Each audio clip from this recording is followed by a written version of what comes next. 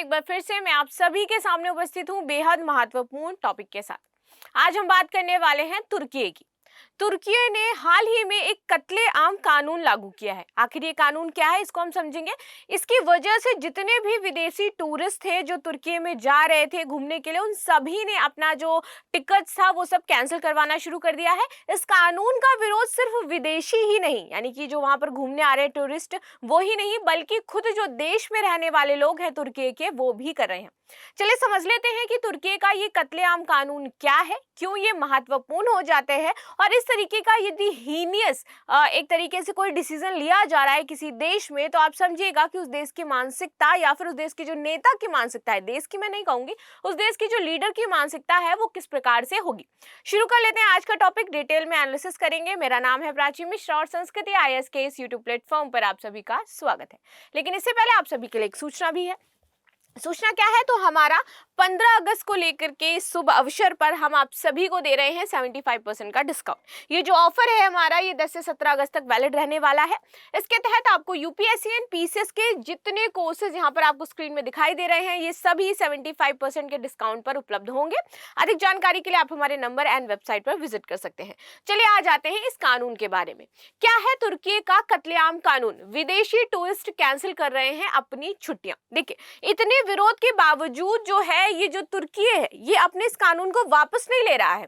उसके जो देश में लोग रह रहे हैं वो भी इसका विरोध कर रहे हैं कि आप ये गलत कर रहे हो। आखिर ये कानून इंसानों को लेकर के नहीं है, तुर्की ने ये कानून लिया है जानवरों को लेकर के, और जानवरों में भी स्पेशली जितने भी वहां पर डॉग्स होंगे उनको लगभग 40 लाख यहाँ पर बोला जा रहा है कि डॉग्स को खत्म करने के लिए ये कानून पास किया गया है आपका। तो आप समझ सकते हो ये कितना ह्यूज नंबर है। इसको लेकर के वहां के जितने भी, इवन यहाँ पर पेटा भी इन्वॉल्व हो गया है। पेटा क्या करता है? जानवरों के हितों की रक्षा के लिए है। तो यहाँ पर हम पेटा के बारे में समझेंगे, पेटा इंडिया के बारे में जानेंगे कि इसकी प्राथमिकताएं क्या है, कैसे ये एक्शन लेता है। लेकिन जब तुर्की जैसा देश इस तरीके का बड़ा स्टेप ले रहा है, तो उस स्थिति में पेटा क्या कर रहा है? पेटा क्यों सामने निकल करके नहीं आ रहा है, इस कानून का विरोध कर रहा है? ऐसे तो कुछ भी होता है तो पेटा सामने आ जाता है कि इस तरीके से चीजें होनी चाहिए, बट अभी ये कानून लागू भी कर दिया है, फिर भी पेटा का कोई इसके खिलाफ एक्शन नहीं लिया गया है। ठीक है, तो इसी को हम समझेंगे। तुर्की, जिसे पहले पूरी दुनिया तुर्की के नाम से जानती थी, वो इस टाइम इनको जानती है कत्लेआम कानून लागू होने से। ठीक है, यहाँ पर जो विदेशी टूरिस्ट हैं इस वजह से अपनी छुट्टियां जो हैं उनको खत्म कर रहे हैं। सोशल मीडिया पर इस कानून का विरोध भी हो रहा है, लोग इसे अमानवीय कह रहे हैं। लोगों का कहना है कि जिस देश में इस तरीके का कानून आ सकता है, इसका मतलब वो देश क्या है? अमानवीय है। आपकी क्या राय इस पर अवश्य बताइएगा। हम सभी क्या हैं? डॉग लवर्स है। बहुत सारे लोग होते हैं जिनको डॉग्स नहीं पसंद होते, बहुत सारे लोग होते हैं जिनको डॉग्स पसंद होते हैं। हाँ, लेकिन आप ये भी समझिए, जो जंगली आवारा कुत्ते होते हैं जिनकी वजह से बच्चों की डेथ हो जाती है, कई बार काट लेते हैं तो लोगों की डेथ हो जाती है, अगर वो गैंग में होते हैं एक साथ तो वो अटैक भी कर देते हैं। ये प्रॉब्लम है, बट इसका सोल्यूशन ये नहीं है कि आप सभी कुत्तों को उस तरीके से लेकर के आप मार दीजिए।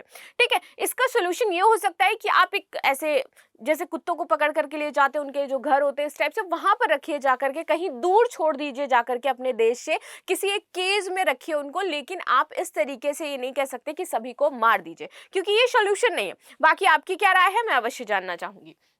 ठीक है, क्या है कत्लेआम कानून? तो कुछ समय पहले तुर्की की सरकार ने एक कानून बनाया था, ठीक है, जिसके अनुसार अब इस देश के लगभग 40 लाख आवारा कुत्तों को सड़कों से हटा दिया जाएगा। तो यहाँ पर 40 लाख जो आपके डॉग्स हैं वो मारे जाएंगे।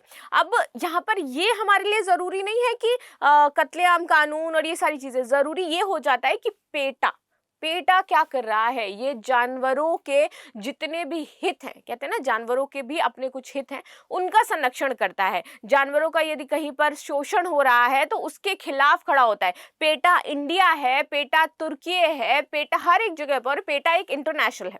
ठीक है, बाकी सारे जो देश है उनका अलग अलग है, उसके साथ उसका नाम जुड़ जाता है, लेकिन एक इंटरनेशनल आपका पेटा है, वो देखता है हर देश में यदि ऐसा कुछ हो रहा हो। लेकिन अभी यहाँ पर पेटा भी कुछ नहीं कर रहा है। बात करते हैं सोशल मीडिया पर, इसी को लोग कत्लेआम कानून कह रहे हैं। पशु प्रेमियों का मानना है सरकार इन बेजुबान जानवरों को क्या करेगी, मार देगी। खुद तुर्की के लोग भी इसका विरोध कर रहे हैं। जैसे ही तुर्की सरकार ने इस कानून को पास किया, तुर्की के जितने भी लोग थे जो बहुत ज्यादा पशु प्रेमी थे, वो जानवरों, जितने भी जानवर उनको पसंद थे, तो वो सभी लोग सड़कों पर आ जाते हैं, सड़कों पर आकर के इस कानून का विरोध करते हैं। लेकिन इसके बावजूद तुर्की सरकार जो है इस कानून को वापस नहीं लेती है। तुर्की सरकार पर फिलहाल इस विरोध प्रदर्शन का कोई असर नहीं दिख रहा है। अगर तुर्की सरकार को लगा कि इससे टूरिस्ट बिजनेस जो है, क्योंकि तुर्की के लिए टूरिस्ट बिजनेस बहुत ही ज्यादा इंपॉर्टेंट है, अगर उसको लगता है कि इस पर असर पड़ेगा तो शायद वो इस कानून को वापस ले सकती है, वरना अभी वो इस कानून को किसी भी तरीके से वापस लेने के लिए तैयार नहीं है। आगे आ जाते हैं, टूरिस्ट से ये आखिर पैसा कितना कमाते हैं। तो यहाँ पर स्टैटिस्टिक की एक रिपोर्ट थी 2023 की, जिसमें बोला गया था जो तुर्की का टूरिज्म है वो उनको 56 बिलियन जो डॉलर है वो क्रिएट करके देता है। तो 56 बिलियन यूएसए डॉलर ये पैसा कमाते हैं, किससे, सिर्फ और सिर्फ अपने टूरिज्म से। और अगर अब इस कानून की वजह से लोग वहां पर जाने का विरोध कर रहे हैं, तो आप समझ सकते हो कि इससे तुर्की की इकोनॉमी जो है उस पर इफेक्ट पड़ेगा।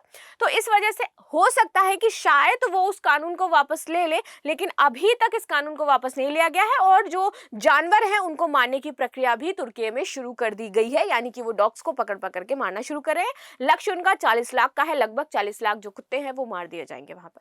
चलो आगे आ जाते हैं।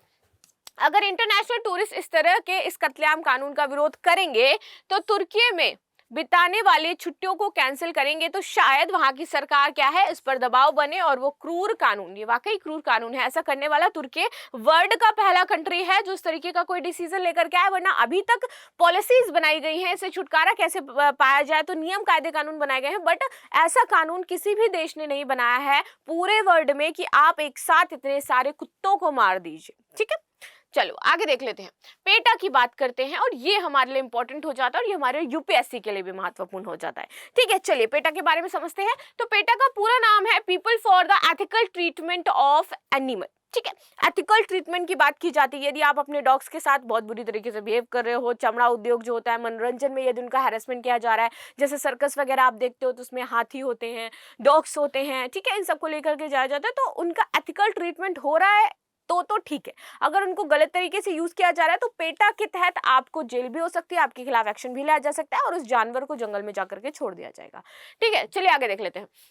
ये वर्जीनिया यूएसए में स्थित एक पशु अधिकार संगठन है। ठीक है, इसकी स्थापना हुई थी आपकी वर्ष 1980 में। ये जानवरों के जीवन की रक्षा और सुधार के लिए एक गैर सरकारी संगठन के रूप में आपका काम कर रहा है। दुनिया भर में पेटा के लगभग 9 मिलियन सदस्य हैं, और सोचने वाली बात यह है कि 9 मिलियन सदस्य हैं, इतनी बड़ी ऑर्गेनाइजेशन है, लेकिन वो इस कानून का विरोध नहीं कर पा रही है।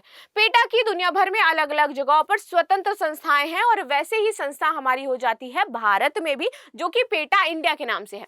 भारत में भी एक संस्था मौजूद है जो देश में जानवरों के कल्याण के लिए काम करती है, और इसका नाम है पेटा इंडिया। ठीक है, तो पेटा इंडिया के नाम से आप इंस्टाग्राम पर आपको पेज भी दिखाई दे जाएंगे। पेटा इंडिया जैसे ही सर्च करोगे वहां पर सारी एक्टिविटीज आपकी आ जाएंगी।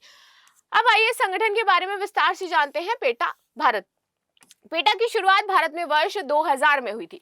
ठीक है, और इसका मुख्यालय की बात करें तो कहां पर स्थित है, मुंबई में स्थित है। तो भारत में पेटा इंडिया कब आया, यानी कि पेटा इंडिया कब शुरू हुआ, तो 2000 में शुरू हुआ। मुख्यालय इसका कहां पर है, मुंबई में।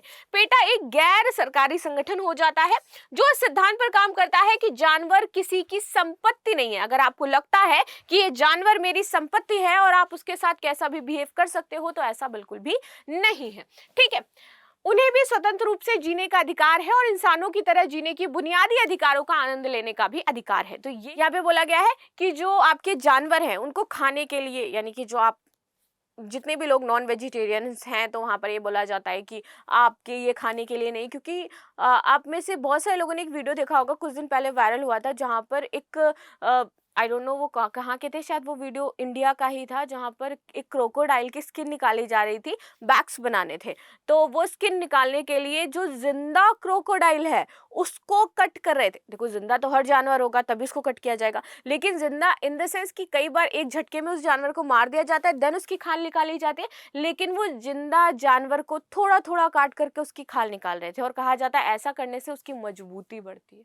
तो इस वजह से ये जो हीनियस चीज़ें बहुत ज़्यादा वो वो वीडियो वायरल भी हुआ था और बहुत डिस्टर्बिंग भी था, मैंने भी देखा था, आप चाहे तो जाकर के देख सकते हैं। तो उसके खिलाफ एक्शन लिया गया था, ट्रीटमेंट किया गया था और उन 2 लोगों को जेल भी भेजा गया था।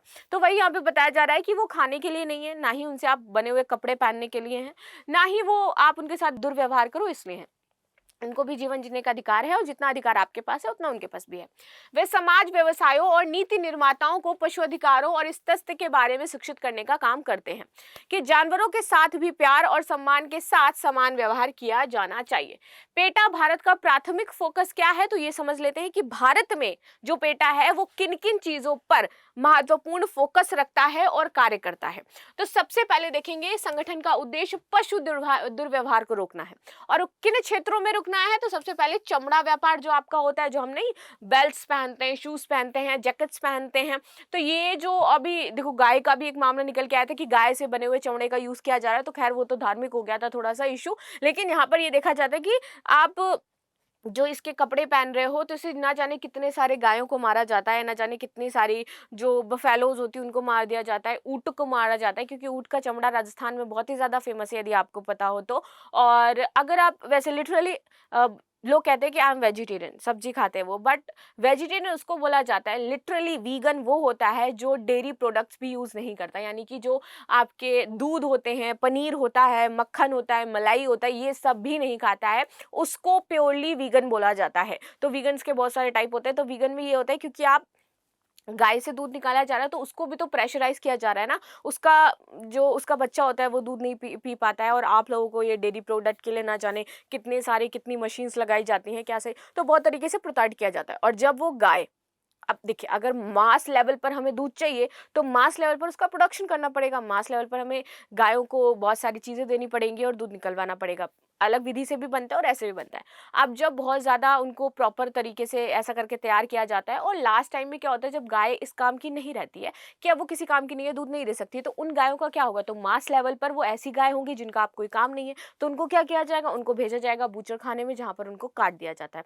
तो ये बोला जाता है कि आप भागीदार हो, अगर आप दूध भी पी रहे हो तो आप इस चीज़ के भागीदार हो कि आपकी वजह से एक गाय की डेथ हो जाएगी या एक भैंस की डेथ हो जाएगी, क्योंकि एक टाइम के बाद वो इस काबिल नहीं रहती है। और जो मास लेवल पर दूध का प्रोडक्शन करते हैं वो मास लेवल पर आपके अमूल पर अभी केस भी लगा था इस बात को लेकर के कि अमूल ने मास लेवल पर अपने यहाँ से जो जानवर थे उनको बूचड़ खाने में भेजा था मार देने के लिए।